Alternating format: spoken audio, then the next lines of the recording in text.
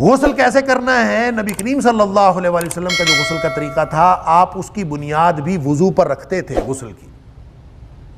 یعنی سب سے پہلے اگر کوئی جسم پر کوئی نجاست وغیرہ لگی ہوتی تو اس کی صفائی کرتے، اس کے بعد آپ وضو سے ابتدا کرتے، مسح تک لے جاتے، اس کے بعد 3 چلو پانی کے لیتے، اپنے سر پہ ڈالتے، رنس کرتے اپنے بالوں کو اور جڑوں تک پانی پہنچاتے، اس کے بعد پانی کا بہانے کا آغاز دائیں طرف سے کرتے اور ایک دفعہ جسم پہ پانی بہا لیتے، پھر اپنے غسل خانے سے باہر تشریف لا کر اپنے پاؤں دھو لیتے. یوں غسل بھی مکمل ہو گیا، وضو بھی مکمل ہو. باقی جو اس کی تفصیلات ہیں وضو کی، وہ انشاءاللہ جب ہم سورہ مائدہ میں پہنچیں گے تو میں عرض کروں گا. تو غسل میں گویا یہ ایک طریقہ کار نبی کریم صلی اللہ علیہ وسلم بتا دیا، حتیٰ تغتسلوا کا، یہ کرو گے تو پھر وہ غسل ہوگا.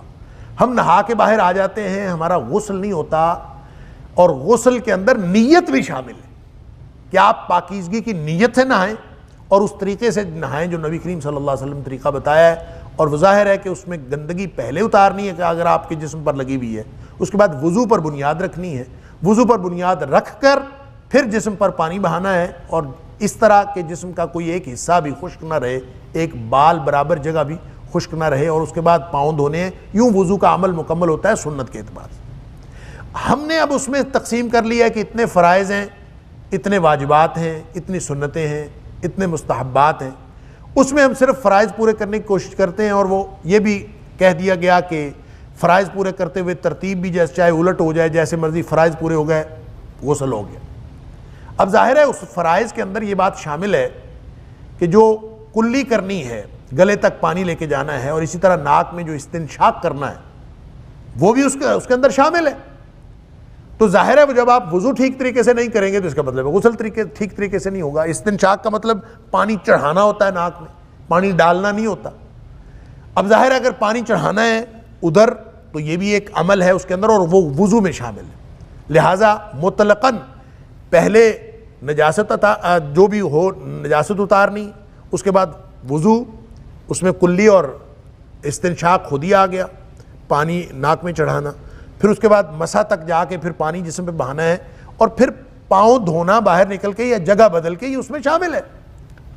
ہم کیا کرتے ہیں کہ ہم جب ہم غسل کرتے ہیں تو ہم نے تو شاور لینا ہوتا ہے.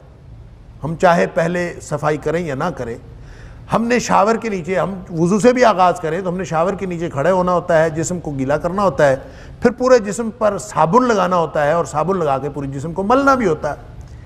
اس دوران ہم برہنہ شرمگاہ کو بھی ٹچ کرتے ہیں اور بار بار ٹچ کرتے ہیں. تو وہ وضو جس کی بنیاد پر ہم نے غسل کا آغاز کیا تھا، وہ وضو باقی نہیں رہتا جب برہنہ شرمگاہ کے اوپر آپ کا ہاتھ لگتا ہے. تو اس کے بعد وہ وضو تو باقی نہیں رہتا، گویا جس غسل کی بنیاد تھی وضو، وہ تو باقی نہیں رہی بنیاد، اور اس کے بعد اس بنیاد کے بغیر آپ نہا کے باہر نکل آئے. لہٰذا نہانا تو ہو گیا ہے، شرعی غسل نہیں ہوا، صفائی ہو گئی ہے، طہارت نہیں ہوئی. لہٰذا طہارت اگر آپ نے کرنی ہے تو آپ کو اس بات کا اہتمام کرنا پڑے گا کہ وضو کے آغاز سے قبل آپ اپنی شرمگاہ کو دھو چکے ہوں، تاکہ اس کے بعد دوبارہ آپ کو زحمت نہ اٹھانی پڑے کہ وہاں آپ نے صابن لگانا ہے اور آپ نے اپنے سارے جسم کی صفائی کرنی، اس کی ضرورت باقی نہ رہے. جب یہ ہوگا پھر تغتسلوا ہوگا، اور پھر آپ وضو کے اوپر بنیاد رکھیں اور اس کے اوپر پانی ڈالیں اور بعد میں پاؤں دھو کے باہر نکل آئیں. اور اگر آپ نے باہر نکل کے پاؤں دھونے کی جگہ نہیں ہے تو باتھ روم کے اندر ہی آپ جگہ بدل کے کم از کم پاؤں دھو لیں تاکہ سنت کے قریب ترین غسل ہو جائے. تو صفائی پہلے کر لیں. مثلا جن لوگوں نے شاور سے نہانا ہے، آج کل کا جو ہمارا ایشو ہے، تو وہ لوگ یہ طریقہ کار بھی اختیار کر سکتے ہیں، یہ کوئی اور طریقہ کار بھی اختیار کر سکتے ہیں. وہ یہ ہو سکتا ہے کہ آپ سب سے پہلے اپنے پورے جسم کو صابن لگا کے اس کو دھو لیں، اور اس کو اس صفائی کے قائم مقام سمجھیں جو نبی کریم صلی اللہ علیہ وسلم وضو سے قبل فرماتے تھے. تو آپ نے ایک دفعہ پوری صفائی کر لی، اب اس کے بعد آپ پھر سے وضو سے آغاز کریں، گویا صفائی ہو گئی. اس کے بعد آپ نے طہارت حاصل کرنی ہے. طہارت کے لیے پھر سے آپ وضو سے آغاز کریں گے اور مسح تک جا کے چھوڑ دیں گے، پورے جسم پر ایک دفعہ پانی بہا لیں گے، اور جگہ چھوڑ کے آپ مثلا شاور کے نیچے آپ نہا رہے ہیں، سنک لگے ہوتے ہیں عام طور پر، تو آپ ادھر جا کے پاؤں دھو لیں اور یوں آپ کا انشاءاللہ غسل بھی مکمل ہو گیا اور وضو بھی مکمل ہو گیا۔ نماز ضائع کرنا اور خواہشات کے پیچھے چلنا، اس سے کیا مراد ہے؟ نماز ضائع کرنے سے کیا مراد ہے؟ نماز نہ پڑھنا ضائع کرنا ہے، یا نماز پڑھتے ہوئے بھی نماز ضائع ہو سکتی ہے، یا اس سے مراد وہ لوگ ہیں جو منکرین صلاۃ ہیں، نماز پڑھتے ہی نہیں؟ یہ مفسرین کے ہاں مختلفی ہے۔ بعض کا خیال یہ ہے کہ نماز ضائع کرنے والوں سے مراد وہ لوگ ہیں جو نماز کا سرے سے انکار کرتے ہیں، کیونکہ جو شخص نماز پڑھتا ہے، کبھی پڑھ لیتا ہے کبھی نہیں پڑھتا، اس کو یہ تو نہیں کہا جا سکتا اس کو نماز ضائع کر، وہ نماز کا منکر تو نہیں ہے، وہ نماز کبھی پڑھ لیتا ہے لیکن بہرحال وہ نماز پڑھتا ہے، وہ نماز کا منکر نہیں ہے، تو وہ ان میں نہیں آئے گا۔ لیکن صحیح بات یہ ہے کہ جو احادیث سے ثابت ہوتا ہے کہ نماز ضائع کرنے سے مراد ہر وہ شخص ہے جو نماز کو پورے آداب کے ساتھ نہیں پڑھتا اور نماز کو پوری پابندی کے ساتھ نہیں پڑھتا، وہ شخص دراصل نماز کو ضائع کر رہا ہے۔ اللہ، نبی اکرم صلی اللہ علیہ وسلم کا وہ فرمان اس کے اوپر بہت بڑی دلیل ہے، نماز ضائع ہونے کے اوپر، کہ جس شخص نے نبی کریم صلی اللہ علیہ وسلم کے سامنے نماز پڑھی تھی اور نبی کریم صلی اللہ علیہ وسلم نے اس کو فرمایا تھا کہ ارجع فتصلی فإنک لم تصلی، کہ واپس جا اور جا کے دوبارہ نماز پڑھ، تو نے نماز کوئی نہیں پڑھی۔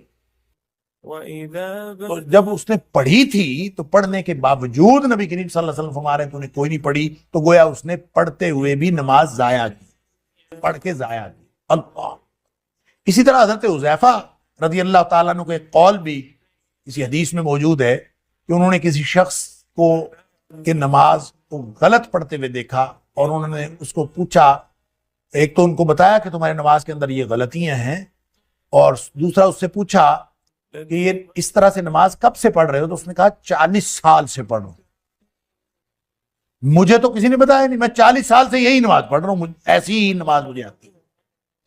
تو حضرت حذیفہ رضی اللہ تعالیٰ عنہ کو فرمایا تھا کہ تو نے 40 سال کی نمازیں ضائع کر دی۔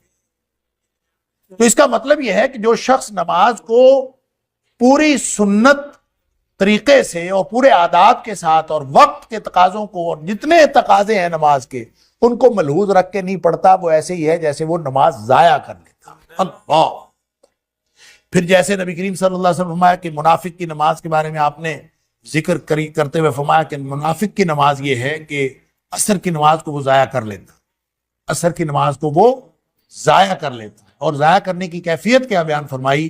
فرمایا وہ بیٹھا رہتا ہے، سورج کو دیکھتا رہتا ہے، بیٹھا رہتا ہے اور سورج کو دیکھتا رہتا ہے، جب سورج بالکل شیطان کے سینگوں کے درمیان آ جاتا ہے تو پھر یہ اٹھتا ہے، اٹھ کے 4 ٹھونگے مارتا ہے۔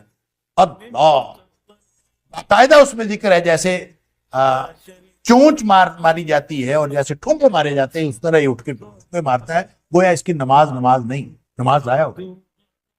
تو ان ساری باتوں سے یہ پتہ چلتا ہے کہ اضاعوا الصلاۃ، نماز ضائع کرنے سے مراد صرف نماز کا انکار نہیں ہے، نماز پڑھتے ہوئے بھی ضائع کی جا سکتی۔